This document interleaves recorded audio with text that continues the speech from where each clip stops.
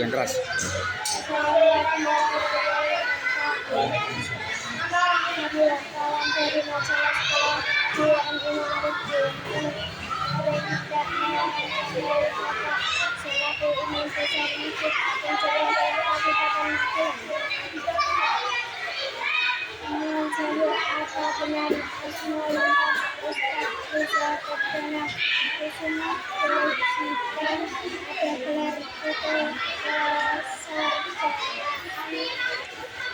Ya namanya benar, memang itu nama panjangnya, nama KTP, nama ijazah. Kalau sarjana ya SPDI, itu nggak pakai perjuangan ya, SPDI. Satu pendidikan Islam, pendidikan bahasa. Sejak kapan panjenengan bertugas sebagai imam besar MAJT? Kalau MAJT itu kan baru 1 tahun, Tapi sebelum MAJT itu ada namanya Masjid Agung Anur. Itu sejak tahun 2021 kami diamanai imam di Masjid Agung Anur sampai 2024. Kemudian bertransformasi Masjid Agung Anur menjadi Masjid di Jawa Tengah sejak 2024 bulan Oktober kemarin saya dipakai dan kami diamanai untuk mengimami di MAJT. Terus tugas-tugas dari imam besar MAJT itu apa saja? Kalau pokoknya itu dari imam sholat, utama di sholat fardu. Nanti di kami ada dua imam. Pokoknya setiap hari kita bergantian zuhur, asar, maghrib, isya, subuh. Kita beri dua zuhur, asar yang pertama, yang kedua maghrib, isya, subuh atau sholat sir atau sholat jahar. Sholat yang ada suaranya dan yang jadi kalau saya imami zuhur, asar ya berarti maghrib, isya, subuh bukan imam. Tugas yang lain, yang pokok itu, tugas yang lain adalah dalam hal pendidikan atau pulang ngaji. Pulang ngaji itu termasuk kami lakukan di Masjid Agung Jawa Tengah Anur, pulang satu-satu yang baik dari kecil sampai yang dewasa. Setelah itu ada kegiatan seperti membersamai masyarakat.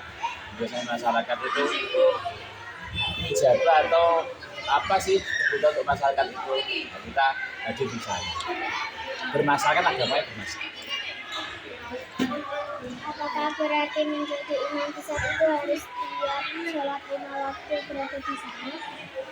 Kalau di masjidnya karena ilmunya dua, itu nggak harus sesuai jadwalnya. Kalau di asar ya di asar di sana, mereka juga bisa untuk kegiatannya. Menurut Bapak, syarat untuk menjadi imam itu apa saja? Syarat jadi imam itu yang pastinya yang paling pokok yaitu dia paham apa yang dilakukan. Kalau dia melakukan sholat ya berarti paham dengan sholat itu. Kalau dia menjadi imam ya paham dia menjadi imam. Paham dulu. Artinya dia mampu dulu, kemudian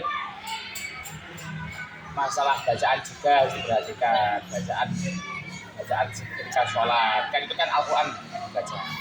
Ya sembarangan, harus sesuai dengan makhluk dan sifat Quran. Paling pokok lagi itu aliyah kita, akhlak kita, amaliyah atau pribadi kita itu ya harus berusaha. Bukan berarti kita orang yang baik tidak, tapi kita harus selalu menjadi orang yang sebenarnya itu yang menjadi orang yang selalu baik, orang yang dalam aturan Allah Subhanahu wa Ta'ala. Menurut Bapak, bagaimana jika pas menjadi imam terus tertib padahal lagi membaca surat? Ya itu kalau orang nggak paham itu bahaya, makanya harus paham dulu. Kalau itu kan nggak ada toleransi, harus batal. Tanpa dia membatalkan sholat, mesti sudah otomatis batal sholat. Kalau orang nggak paham, dikira nggak batal, dikira nggak ada yang tahu kok, kan bahaya. Bisa satu masjid yang sholat itu nggak sah semuanya, gara-gara imamnya nggak sah, gara-gara maka mau tidak mau harus batal. Dan itu tidak masalah. Ketika imam batal sholat karena batal secara seperti ketut itu bukan hal yang memalukan, tidak. Itu yang hal naluri, yang asli. Ada ketika dalam sebuah video itu, ketika di Masjid Nabawi ini, ketika sudah Allahu Akbar, kemudian nggak tahu itu entah itu belum lupa, belum wudu, atau beliau melakukan yang batalkan sholat.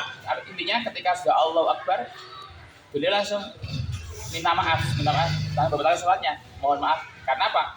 Makmum belum pada Allahu Akbar, tapi imam langsung batalkan sholat, otomatis dia bisa langsung berbicara, maaf saya belum wudu katanya. Terus dia keluar wudu, balik lagi mengambil sholat. Itu bukan hal yang memalukan, tidak. Itu hal yang memang asli, itu ilmu. Nah, makanya bagi masyarakat kalau melihat imamnya kok nggak pas, ya diingatkan supaya pas. Sebagai imam kalau memang betul ya batalkan saja. Nanti kan belakang itu ada yang menggantikan maju ke depan untuk menggantikan imamnya. Itu ilmu. Menurut Bapak, makmum yang baik itu seperti apa? Makmum yang baik, makmum yang tidak mendahului imam, itu pasti wajibnya. Makmum yang baik adalah makmum yang tidak mendahului imam dalam rukunnya. Misalkan dalam rukuknya balap imam tidak boleh. Itu wajib harus dipegang seorang makmum. Dia harus ngetot bureni, artinya mengikuti gerakannya imam tanpa harus mendahului. Yang kedua, makmum yang baik adalah makmum yang ikhlas, makmum yang ridho. Sebab apa? Salah satu pemilihan imam itu juga disebabkan dipilih keridhaan dari seorang makmum. Makmumnya rela apa enggak diimami ini. Maka dari itu makmum sing ridho, melihat gelagat imam, mungkin kelamaan sholatnya atau terlalu cepat sholatnya, ya kita berusaha untuk ridho saja, berusaha untuk ikhlas saja. Nah, karena belum tentu selera kita kemudian sama dengan selera orang pada umumnya. Kita pengennya cepat, tapi orang lain pengennya nggak begitu. Maka imam yang ridho saja. Itu yang enggak. Karena apa? Makmum itu paling enak. Sholat jamaah itu paling enak. Kenapa? Modalnya sedikit dan pasti umum. Kita sholat jamaah nggak pakai khusyuk, dengan sholat sendirian kok khusyuk, masih utama, masih berpahala yang lebih besar daripada sholat sendirian tapi sholat jamaah kamu nggak pakai khusyuk, terus Allahu Akbar terus ngantuk, nggak sampai tidur ngantuk, mikir apa, itu masih dihitung khusyuk. Lebih utama daripada dia yang sholat sendirian padahal khusyuk. Makanya sholat jamaah itu ada lima keuntungan. Satu, sholatnya pasti diterima. Yang kedua, sholatnya pasti khusyuk. Yang ketiga, sholatnya pasti fasih bacaannya. Yang keempat, berpahala haji dan umroh. Yang kelima, berpahala 27 derajat. 5. Pasti terima dan berpahala. Menurut Bapak, apa yang bisa dilakukan anak-anak MI untuk bisa menghormati keberadaan masjid? Ya, anak-anak MI, semuanya anak-anak Islam, masjid adalah simbol keagamaan, tempat untuk beribadah. La taj'alu, jangan jadikan masjid seperti kuburan. Artinya apa? Sepi, tidak buat apa-apa, tidak ada kegiatan apa-apa. Baik buruknya masjid, makmur tidaknya masjid adalah bisa dilihat berapa jumlah yang hadir ketika masjid itu digunakan, terutama dalam sholat berjamaah. Itu yang diinginkan. Maka di masjid itu enak, beribadah di masjid itu enak, pahalanya besar sekali, banyak pahala di masjid itu. Maka tanamkan dalam diri kita mencintai masjid, dekat dengan masjid. Usahakan sholat jamaah di masjid. Usahakan ketika proses pendidikan, pusat pendidikan di masjid. siapakah tokoh idola Bapak dalam hidup ini dan mengapa memilih dia? Tokoh idola ya mestinya orang tua itu nomor satu. Orang tua bapak sama ibu itu nomor satu. Atau yang kalau boleh ada nomor satu sudah dua. Orang tua dan guru itu pasti itu. Tidak usah mengidolakan yang jauh-jauh. Orang tua dan guru itu sudah mewakili semua. Bahkan kami punya orang tua, bapak ibu yang berlatar belakang tidak sebagai kiai juga. Beliau itu ya suka ngaji. Tapi haliahnya itu punya nilai kebaikan satu, misalkan orang tua saya itu ibu itu orang yang sangat peduli dengan pendidikan. Artinya cenderung galak ketika anaknya itu malas belajar. Cenderung tidak suka, galak kalau anaknya itu enggak berangkat ngaji. Itu seperti itu. Jadi kami itu punya adik saya dua, Mbak. Jadi saya 3. Bapak ibu saya itu anaknya 3, yang 2 hafal Quran. Yang 1 ini ngalim kitabnya, bisa baca kitab. Yang 2 juga bisa baca kitab plus hafal Quran. Itu bukan berasal dari seorang kiai, bukan berasal dari anak kiai tidak. Yang ibu bapak saya itu sangat peduli dengan anaknya dalam masalah ilmu. Makanya ketika kami adik-adik itu pulang dari pondok kok di rumah gak kerasa. Karena apa? Ditanya kapan balik? Ditanya neng ngomong kok malas-malesan, orang sholat jamaah, orang durus, orang murajaah. Seperti itu siapa yang kerasa di sana di rumah? Gak kerasa. Akhirnya gak ada seminggu pulang lagi ke pondok. Nah itu ayah saya itu mungkin tidak sekeras ibu, tapi tipe-tipe orang yang namanya itu tirakat prihatin namanya. Ayah bapak saya itu sering berkata kepada saya, nah urip iku ya pengen prihatin, ya sekolah ya sing prihatin. Artinya apa? Prihatin itu nek cara bahasa Arab riyadhah. Artinya apa? Membatasi sesuatu yang diperbolehkan, namanya prihatin. Kamu makan boleh 3 kali, boleh 4 kali. Tapi nek wong prihatin cukup 2 kali. Tidak mengambil haknya semua. Nggih. Prihatin itu membatasi sesuatu yang diperbolehkan. Itu prihatin itu. Namanya prihatin. Jadi ya Allah. Terus apa lagi? Kamu di luar Ramadan boleh tidak puasa? Boleh. Tapi kamu kok mengambil puasa Senin Kemis, puasa Ayyamul Bid, puasa apa lagi? Itu namanya prihatin. Kenapa? Membatasi sesuatu yang nggak boleh, yang boleh. Yang boleh loh, bukan yang nggak boleh. Yang nggak boleh cetok. Ini yang boleh. Jadi berpuasa dan sebagainya. Misalkan kamu jajan dikasih jajan 10.000 sama ibu bapak. Kamu boleh, karena ibu boleh yang jajan manotnya 10.000. Neng kamu nggak ambil 10.000, ambil 5.000. Namanya prihatin. Jadi, yang kedua guru saya itu pasti itulah saya. Jadi seperti itu. Banyak tanpa kami diajari apa perilaku yang baik itu, kita hanya melihat perilaku guru sudah bisa selesai. Bagaimana guru saya itu dengan orang-orang, bagaimana guru saya itu dengan tamu, bagaimana guru saya dengan murid bersantri-santrinya, itu sudah bisa lihat dari sini. Terus yang paling saya ingat dengan guru saya itu ketika beliau itu menerima tamu itu siapapun tamunya itu diterima dengan baik, pejabat, rakyat, sampai orang yang stres itu loh Mbak, yang gila itu diterima dengan baik, dijak ngobrol dan sebagainya. Ada cerita ini, ada orang Lampung itu pernah datang ke guru saya pas itu di sana menyasar sendiri. Orang Lampung itu bertamu, assalamualaikum warahmatullahi wabarakatuh. Kemudian tanya dengan guru saya, Pak Kiai, ini pondok siapa yang mendirikan?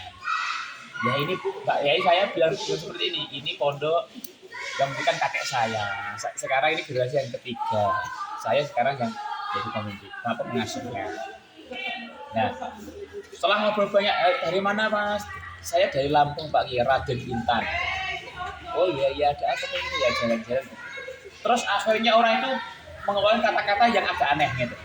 Pak Kiai, di Indonesia itu ada orang yang sangat saya kagumi, orang yang sangat hebat, orang yang sangat luar biasa. Pak Kiai tanya, siapa itu? Iwan Fals Pak Kiai itu. Waduh, Dari kata itu, Pak Yai itu saya langsung bilang, langsung berpikir, oh alah gitu. Beliau langsung masuk ke kamar, sebentar, kemudian keluar di bawa amplop itu, ya, seperti ini. Niki mas, buat sangu, dikasih uang. Padahal uang nggak jelas itu, orang dari mana nggak jelas itu, buat sangu mana. Ya, akhirnya dia keluar, Pak Yai bilang seperti ini, wong stres kan. Tapi beliau itu sangat sangat baik sekali berbicara dengan siapapun itu nyaman gitu. Itu saya nekat sendiri. Nah itu kami tiru bisa mungkin. Alfi kan?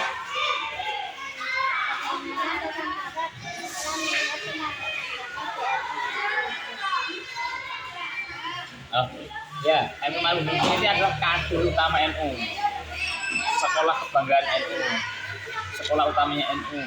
Sudah melewati sejarah panjang 50 tahun kan setelah ini. Alumninya sudah banyak, alumninya sudah di mana-mana. Jangan sampai kita ini, kemudian jangan sampai kita ini kehilangan arah dan masa depan. Saya yakin sini itu luar biasa, muridnya banyak sekali, gedungnya besar. Ini sudah menjadi pilihan masa. Semoga saya hanya berdoa kita sekolah ini menjadi makmur, semakin makmur, semakin barokah. Muridnya soleh-solehah, nanti gurunya juga soleh-solehah, gurunya kata tidak akeh, bisa kasih kabeh. Dan insya Allah semuanya baik-baik saja, sudah jadi sini itu kan. Makanya ini jangan sampai terputus, kajian di sini, sekuat mungkin dikembangkan. Bagaimana cara kita untuk berlatih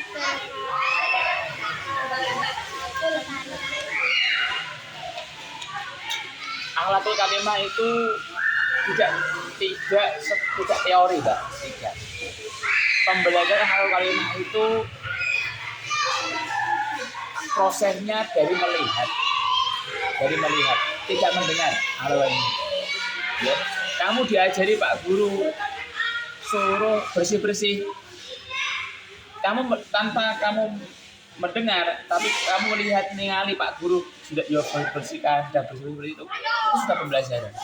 Maka akhlak itu lebih kuat dalam melihat, dicontoh. Setelah dicontoh nih harus dipraktekkan, nyontoh niru seperti cara membelajar akhlak karimah. Pak Guru mengajarkan salaman yang baik. Gimana toh salaman yang baik itu? Mencium tangan itu bukan di batuk ya. Contoh akhlak karimah. Mencium tangan Pak Guru, Bu Guru itu adalah akhlak yang baik, banyak keberkahan. Kayak mencium itu kita tangan dua, kemudian dicium, dikasih, apa masih ini, apa piye kan gitu. Kemudian kalau dulu kami santri-santri itu masih sekolah itu enggak pernah jenenge yang namanya nyalip Pak Guru betul enggak pernah. Pak Guru jalan depan itu enggak pernah disalip, ayo Pak Guru mboten. Kita masih di belakang terus sampai kan Kak repot lagi itu Pak Guru bawa sepeda ontel, kita bawa motor. Waduh. Nah, seperti itu pernah. Dan itu enggak kita salip, Mbak, tidak. Karena dalam taklim itu enggak boleh nyalip gurunya, tak boleh. Jadi kita ngekor kayak kereta gede banget itu. Sampai beliau itu belok ke alam rumahnya kita, lurus. Baru kita gas lagi. Kalau mau buru-buru, cari jalan yang lain, jalan ke kanan, ke kiri, jangan lewati Pak Guru. Lagi baru berjalan itu. Enggak boleh kalau nyari, halo Pak Guru, bosan kita. Enggak pasti ada. Itu akhlak. Seperti itu, pembelajarannya bagaimana? Melihat kakak-kakak kita, melihat lingkungan kita tiru. Nah, itu contoh.